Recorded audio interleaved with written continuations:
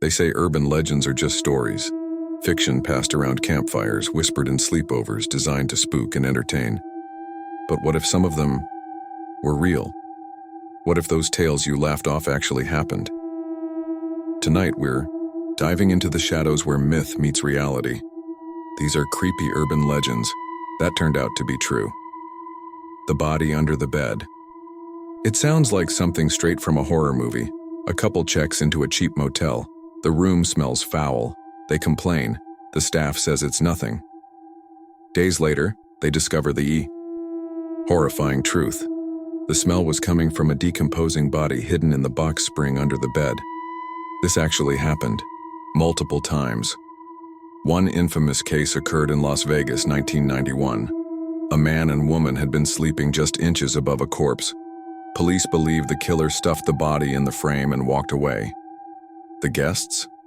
They had no idea they were sharing their room with death. The Bunny Man. In Fairfax County, Virginia, locals tell tales of a man in a bunny suit who terrorizes people with an axe. Silly, right? Except, it's not entirely legend.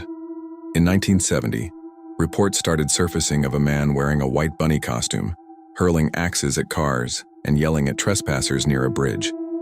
The police never caught him, but the story stuck. Today, Bunny Man Bridge is a real place visited by thrill seekers who swear they still hear strange noises in the night. A creepy costume, or something much darker hiding in those woods? Cropsey.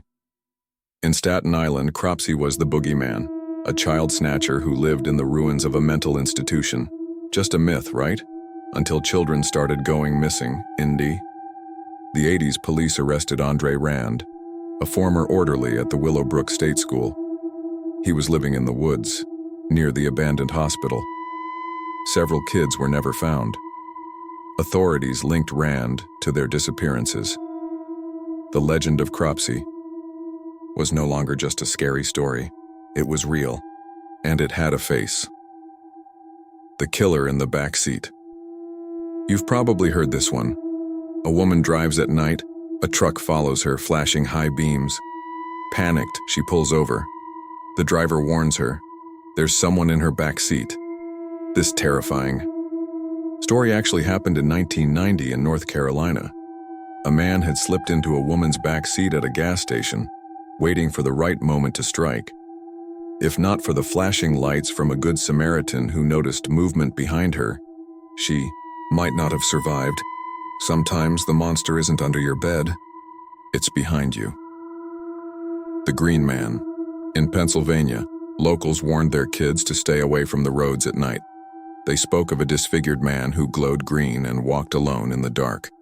They called him Charlie No Face. Sounds made up, right?